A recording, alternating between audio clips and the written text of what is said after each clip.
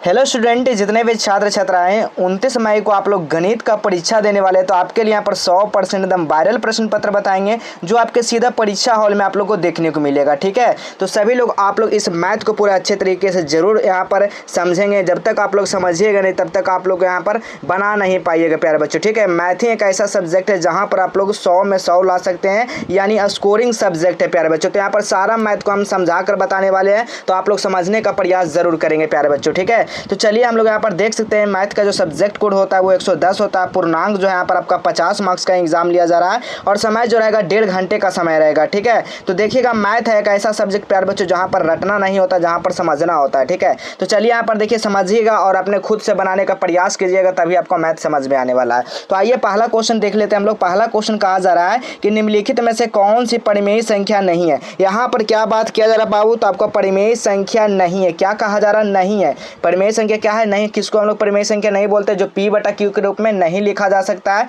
उसको हम लोग क्या बोल सकते हैं? अपरिमेय संख्या बोल सकते हैं। ठीक है, और परिमेय संख्या उसको बोलेंगे जो P/Q के रूप में लिखा जा सकता है। ठीक है, तो चलिए यहाँ पर देखते हैं कौन P/Q के रूप में हो सकता है और नहीं हो सकता है। तो देखिए √121 बिल्कुल हो सकता है, 5/13 भी आपका हो सकता है, ये भी हो सकता है, लेकिन आपका √5/4 क्या है? नहीं हो सकता। यानी कि ये क्या है? एक अपरिमेय संख्या। ठीक है, यानी परिमेय संख्या नहीं है, यानी इसका मतलब क्या हो गया? अपरिमेय संख्या। ऑप्शन नंबर क्या होगा? डी बिल्कुल राइट आंसर हो जाएगा। चलिए इसी तरह अब अगला क्वेश्चन को हम लोग देख लेते हैं। अगला क्वेश्चन क्या कहा जा रहा है? 0.125 को P/Q के लिखने पर प्राप्त क्या होगा। देखिएगा आपको बताए हैं, आप लोगों को पता ही होगा, अगर नहीं पता होगा तो यहाँ पर समझ लीजिए क्या कहा जा रहा है। हम लोग इसको अंश और हर के रूप में लिखेंगे। ठीक है, तो देखिएगा हम लोग 0.125 है, आपको पता होगा कि 0 के बाद जितना अंक होता है उसके बाद हम लोग उसको में 3 शून्य लगा देते हैं। ठीक है, तो चलिए यहाँ पर 3 को शून्य लगाएंगे, इसको हम लोग कटवाएंगे तो कितना बार में कटेगा प्यारे बच्चों? तो 1 यानी 1/8, यानी 1/8 के रूप में कटेगा। तो ऑप्शन नंबर यहाँ पर क्या हो जाएगा? 8 बार में, यानी ऑप्शन नंबर यहाँ पर क्या होगा? ए बिल्कुल सही आंसर हो जाएगा। अगला क्वेश्चन देखिएगा, अगला क्वेश्चन क्या कह रहा है? √8 एक परिमेयकरणीय गुणज है। क्या कहा जा रहा है यहाँ पर बाबू? आपसे पूछा जा रहा है कि √8 जो है एक परिमेयकारी गुणज है। परिमेयकारी गुणज है, कौन परिमेयकारी गुणज है बाबू? तो यहाँ पर देखिए √8 को हम लोग तोड़ेंगे तो किस तरह से तोड़ सकते हैं? 2√2 कर सकते हैं, लेकिन अभी भी क्या है? अपरिमेय। परिमेय करने के लिए क्या करेंगे हम लोग? इसमें √2 और जोड़ेंगे। ठीक है, तो रूट यही तो कहा जा रहा था, यानी ऑप्शन नंबर यहाँ पर क्या होगा? बी बिल्कुल सही आंसर हो जाएगा। अगला क्वेश्चन देखिएगा, काफी इजी क्वेश्चन है और ये इस तरह का प्रश्न आपको फाइनल परीक्षा, बोर्ड परीक्षा में भी आता है। ठीक है, देखिएगा अगला क्वेश्चन क्या कर रहा है? 4 के पावर ऊपर 0 रहेगा, यानी डिग्री कह सकते हैं, 0 कह सकते हैं, जो भी। ठीक है, पावर में अगर 0 हो किसी भी संख्या का, उसका मान जो होता है 1 होता है। इस चीज़ को मन में आप लोग बैठा लेना है। ठीक है, तो चलिए हम लोग इसको कैलकुलेट करते हैं। 1 गुना 1 प्लस 1 कितना हो जाएगा बाबू? तो यहाँ पर 1 से 1 गुना करेंगे, 1 प्लस 1 क्या हो जाएगा? 2 हो जाएगा। तो यानी इसका राइट आंसर जो हो जाएगा क्या हो जाएगा? ऑप्शन नंबर यहाँ पर सी बिल्कुल सही उत्तर हो जाएगा। अगला क्वेश्चन देखिएगा 5 नंबर, 17 के पावर 2 और गुना 17 के पावर -2। जब बेस क्या हो? समान होते हैं। यहाँ पर क्या होता है बाबू? जब बेस जब समान होता है तो घात क्या होता है? जुड़ जाता है। इसका एक फॉर्मूला भी होता है, क्या होता है? 1 पावर n गुना 1 पावर n। ठीक है, तो इसका फॉर्मूला क्या होता है? 1 पावर m गुना 1 पावर n। ठीक है, यानी n, यानी क्या हो जाएगा? जब घात जो है, पावर जो है क्या हो जाता है? जब घात सेम रहेगा तो पावर क्या होता है? क्या हो जाता है? गुना में हो जाता है। ठीक है, क्या होता है? गुना में हो जाता है। क्या हो जाएगा? सॉरी, गुना में नहीं, जुड़ जाता है। जब पावर क्या होता है तो ये जुड़ जाएगा ना, हाँ सॉरी जुड़ जाएगा। तो यहाँ पर चलिए हम लोग इसको जोड़ते हैं, कैसे हो जाएगा? तो देखिए 17 का पावर क्या हो जाएगा बाबू? यहाँ पर देखिएगा 17 का पावर क्या हो जाएगा? 2 - 2, यानी कि 17 का पावर 0। तो इसका मान आपको बताएं थे, किसी भी संख्या का पावर पर अगर मान 0 होता है उसका वैल्यू 1 होता है। तो कहाँ पर है जी? देखिए तो ऑप्शन नंबर डी बिल्कुल सही आंसर हो जाएगा। अगला क्वेश्चन आप लोग देखिएगा, अगला क्वेश्चन है 2 के पावर जो है ना 2 के पावर -2 है। ठीक है, तो इसका आंसर क्या हो जाएगा बाबू? आप लोग को बताना है। तो इसका फॉर्मूला एक होता है, कौन सा फॉर्मूला होता है? 1 power n into 1 power n होता है। ठीक है, इसका 1 पावर m गुना 1 पावर n होता है। इसका फॉर्मूला हो गया 2 के पावर 2 गुना -2। ठीक है, माइनस क्या हो जाएगा? 2 हो जाएगा, यानी कि 2 के पावर -4। कहाँ पर है 2 के पावर -4 बाबू? देखिए तो ऑप्शन नंबर यहाँ पर क्या मिल रहा है? बी में बिल्कुल मिल रहा है। चलिए अगला क्वेश्चन देखिएगा, 7 नंबर क्वेश्चन क्या कहा जा रहा है? 13 के पावर -8 बटा 13 के पावर 3 है। ठीक है, 3 है तो इसको कैसे हम लोग करेंगे? तो इसका फॉर्मूला होता है 1 पावर n बटा 1 पावर m। ठीक, 1 पावर m बटा 1 पावर n। इसको हम लोग इधर करेंगे तो 1 पावर क्या आ जाएगा?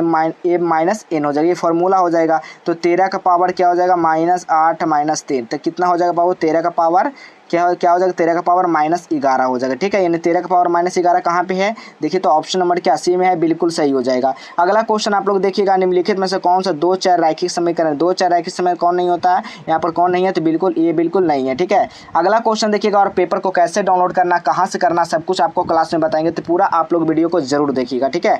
यदि x बराबर 0 है तो y बराबर 2, तो समीकरण इतना इतना दिया गया, तो हल क्या, देखिए यहाँ पर दिया गया, तो x बराबर क्या हम लोग, x बराबर यहाँ पर क्या रख लेना, हम लोग को बताना है x बराबर -2 बराबर की है, तो x बराबर हम लोग यहाँ पर 0 है तो 0 रख लेंगे, y बराबर 2 है तो 2 रख देंगे, ठीक है। तो 0 - 2, y का मान कितना है 2 बराबर में k, तो यानी कि 0 - 4 बराबर k, ठीक है। तो यानी कि -4 बराबर क्या हो जाएगा k, तो -4 बराबर k यानी कहाँ पे है, तो ऑप्शन नंबर देखिए तो सी बिल्कुल राइट आंसर हो जाएगा। अगला क्वेश्चन देखिएगा 10 नंबर क्वेश्चन क्या कहा जा रहा है, रैखिक समीकरण दिएगा 4x + 7y बराबर 12, तो x + b + c बराबर 0, तो तुलना करने पर b का मान क्या होगा। इसको जब हम लोग तुलना करेंगे तो क्या हो जाएगा, तो आपको पता होगा पहला जो संख्या होता है क्या होता है बाबू, आपको बताना है। पहला संख्या ही पूछा गया था 4 यहाँ पर है, ठीक है। इसका तुलना करने पर b का मान क्या होगा, तो b का मान क्या हो जाएगा यहाँ पर, तो पहला ये हमारा दूसरा हो गया, ठीक है। तो यही तो पूछा गया, तो हमारा दूसरा कौन सा हो जाएगा b का मान हमारा 7 दिया गया, ठीक है। यहाँ पर दूसरा तुलना करने पर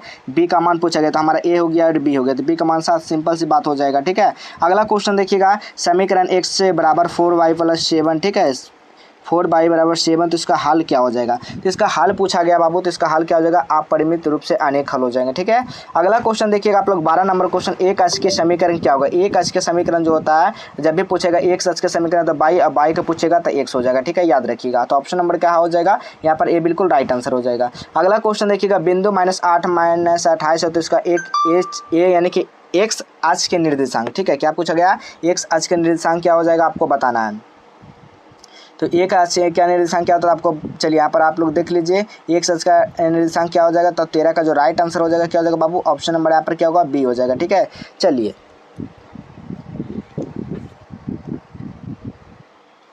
अगला क्वेश्चन यहाँ पर देखिएगा, अगला क्वेश्चन क्या कहा जा रहा है जी, अगला क्वेश्चन आपसे पूछा जा रहा है, बिंदु माइनस इतना क्यों, कौन सा चतुर्थांश मांगे। चतुर्थांश के लिए याद कर लीजिए, पहला प्लस प्लस, दूसरा माइनस प्लस, तीसरा माइनस माइनस, चौथा प्लस माइनस, ठीक है। तो कौन सा है देखिए, तो दूसरा में, तो क्या हो जाएगा द्वितीय, बिल्कुल राइट आंसर हो जाएगा।